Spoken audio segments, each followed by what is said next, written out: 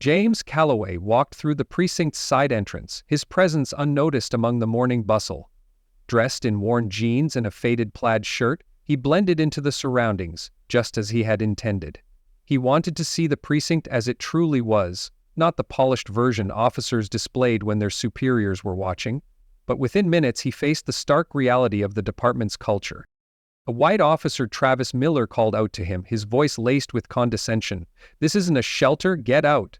Laughter erupted from nearby officers, their amusement at James's supposed status as an outsider evident. Then, without warning, Miller spat in James's face, the ultimate act of disrespect. The room roared with laughter, but James remained calm, wiping his face before walking away. Minutes later, as officers gathered in the briefing room, James took the podium. Silence fell. His voice was firm, his presence commanding. "Good morning, my name is James Calloway. I am your new chief of police." Gasps filled the room. Miller paled, his arrogance replaced with dread. The culture of disrespect in this precinct had just met its reckoning. Change had arrived. James Calloway stood before the precinct, his voice steady as he addressed the officers who had just witnessed his undercover experience. "What I saw this morning," he began, "was more than just one officer's mistake. It was a culture, one that thrives on disrespect, intimidation, and a disregard for the very people we are sworn to protect." The room was silent, tension thick in the air. Officer Miller, who had spat in James's face just moments earlier, now stood frozen, the weight of his actions sinking in. James had come to Blue Ridge knowing that the department had a long history of misconduct. Complaints from civilians had been swept under the rug. Officers who abused their power faced little consequence. That was why he had chosen to walk in unnoticed, to see the reality firsthand. What he found was worse than he expected. Officers laughed at their own cruelty, emboldened by the belief that no one would hold them accountable. But that ended today. "I will not tolerate this behavior," James continued. "Respect is not optional. Integrity is not optional. If you cannot uphold the values of this badge, then you do not deserve to wear it." His gaze locked onto Miller. Effective immediately, Officer Miller is suspended, pending an internal review. Gasps filled the room. Some officers shifted uncomfortably, others, perhaps, felt relief. James knew this was just the beginning. The corruption in the department ran deep, and some would resist change. But as he stood there, watching the realization dawn on his officers, he knew progress had begun. The path forward wouldn't be easy, but it was necessary, and James Calloway had no intention of backing down. James Calloway sat in his office, the weight of his first day as police chief pressing down on him. The events of the morning still played in his mind. Officer Miller's arrogance, the laughter of his colleagues, and the stunned silence that followed James's reveal. He had expected resistance, but witnessing firsthand the deep-seated toxicity within his department made it clear how much work lay ahead. That afternoon, James called for an immediate review of all past complaints against officers, particularly those involving excessive force, discrimination, and abuse of authority. He wasn't interested in a superficial cleanup. He wanted real accountability. The first report that landed on his desk? A file on Officer Miller. The list of infractions was long: unresolved complaints, excessive stops targeting minorities, and allegations of physical intimidation. Yet somehow Miller had remained on the force, protected by a culture of silence. That silence was over. As news of Miller's suspension spread, reactions in the precinct were mixed. Some officers were furious, accusing James of overstepping. Others, particularly younger recruits like Officer Reyes, felt something they hadn't before: hope. Reyes approached James later that day, her voice hesitant. "Chief, I've seen things," she admitted. "I never spoke up because I thought it wouldn't matter." James nodded, his tone firm but encouraging. "It matters now." The real test came days later when Miller filed an appeal against his suspension, claiming unfair treatment. But the department's internal review revealed the truth. His track record spoke for itself. The appeal was denied. James had made it clear misconduct would no longer be tolerated. It was a small victory but a crucial one. The culture was shifting, and for the first time in years, the officers of Blue Ridge knew that leadership wasn't just a title, it was a responsibility. James Calloway had spent decades in law enforcement, but nothing had prepared him for what he encountered on his first day as chief of police in Blue Ridge. Walking into the precinct disguised as an ordinary civilian had been a calculated risk, one that exposed the ugly truth festering within his department. The blatant disrespect, the casual cruelty, It was clear that this culture had been tolerated for too long, but as he wiped Officer Miller's spit from his face that morning, James made a decision. This department would change, no matter the resistance. That afternoon, James ordered a full review of all officers' conduct records. He wanted to understand the scope of the problem, not just Miller, but the system that protected him. The files that landed on his desk painted a troubling picture. Numerous officers had patterns of complaints, but few had faced real consequences. Excessive force, racial profiling, and internal bullying, all swept under the rug. That rug had just been pulled back. Miller's suspension sent shockwaves through the department. Some officers viewed it as a wake-up call, others as a threat. The next day, Miller filed an appeal, claiming unfair punishment.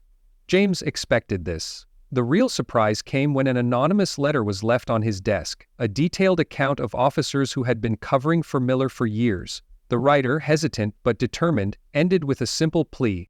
"We need leadership that will protect the people, not the badge."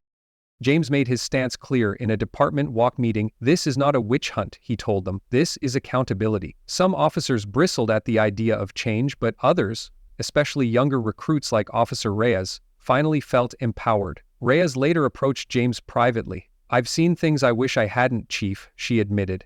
"I didn't think speaking up would make a difference, but now, maybe it does."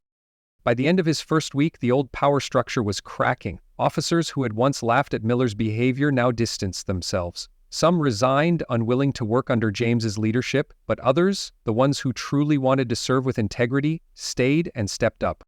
The road ahead was long, but James knew this: real change is never easy, but it is always necessary. James Calloway knew that transforming the Blue Ridge Police Department would not happen overnight.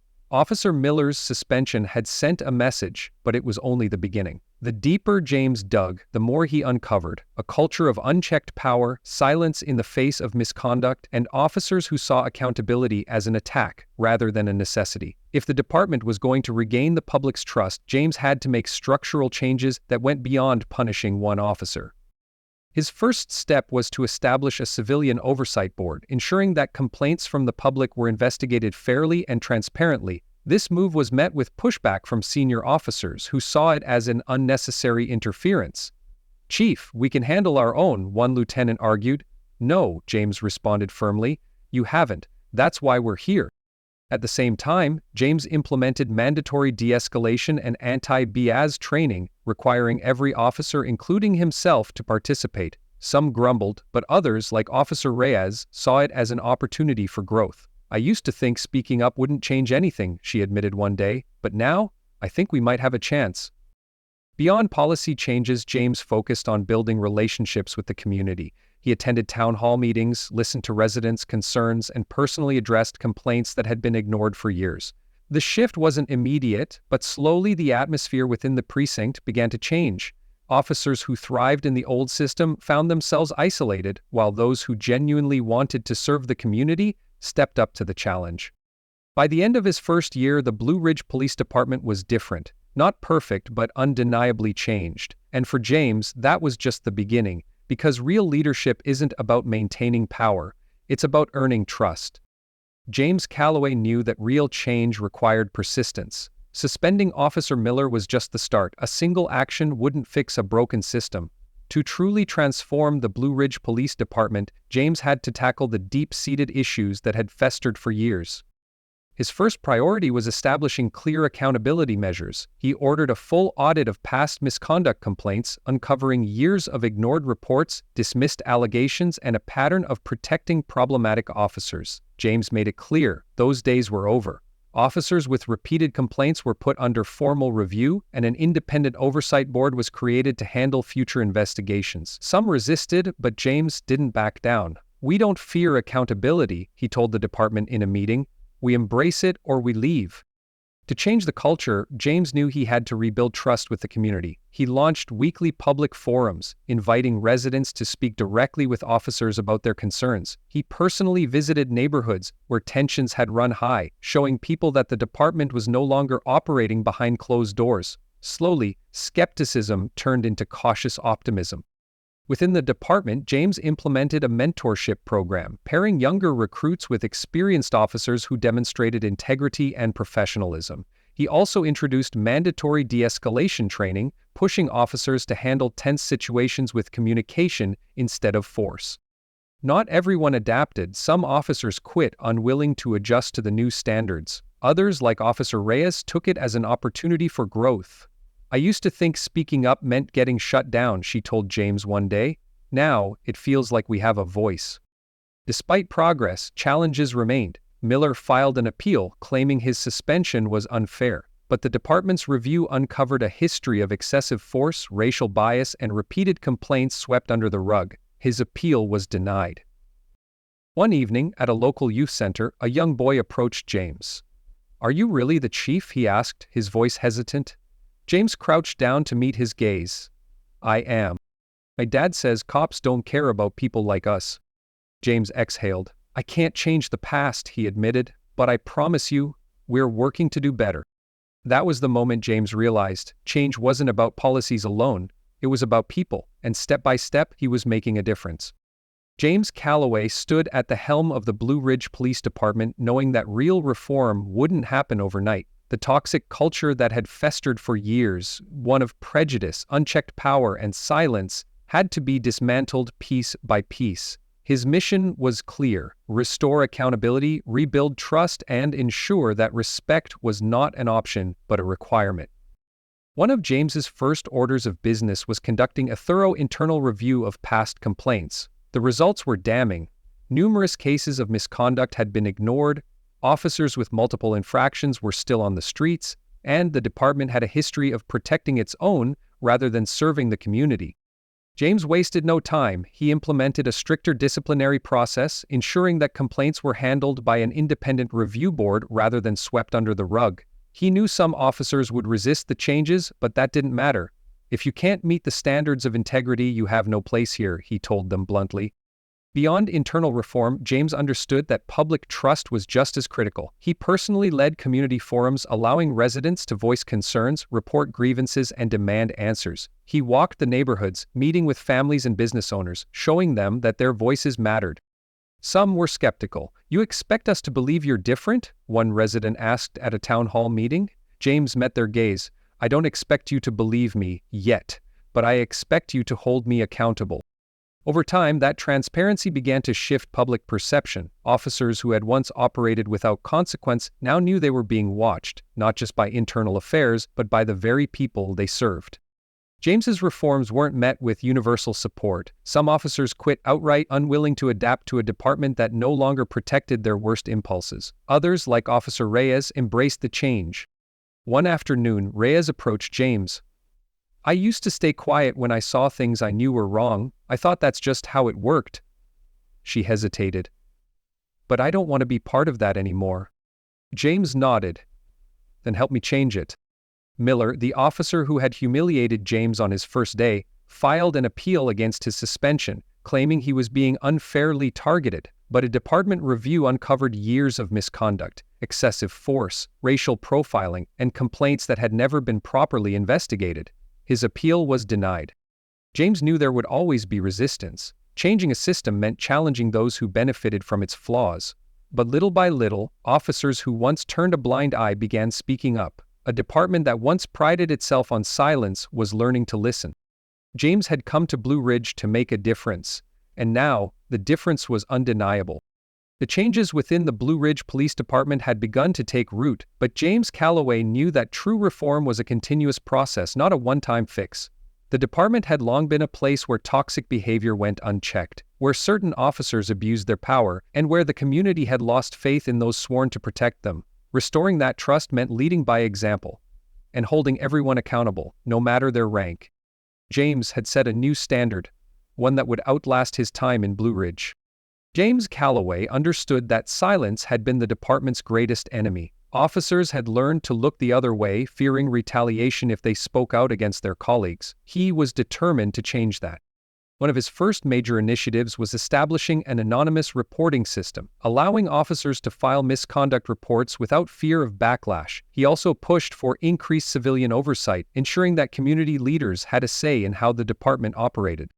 These changes weren't welcomed by everyone. Some officers saw them as an attack, claiming James was making it harder for them to do their jobs. but James countered their arguments with a simple truth. If doing your job depends on bending the rules and looking the other way, then you were never doing it right in the first place. The department's culture slowly began to shift. Officers who had once laughed at inappropriate jokes or ignored the abuse of power now found themselves in a different environment, one where accountability was expected, not avoided.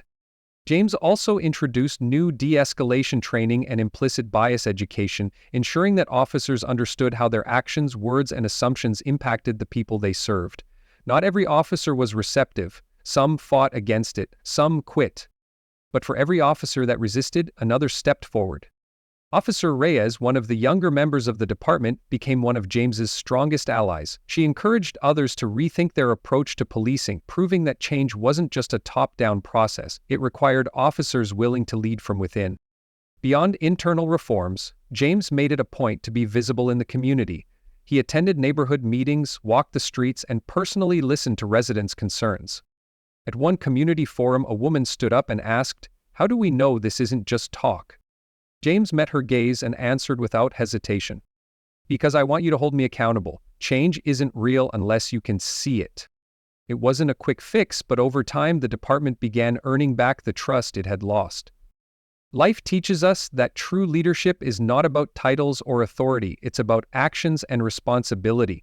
James Calloway's story reminds us that change begins when we choose to stand up against what is wrong, even when it is difficult.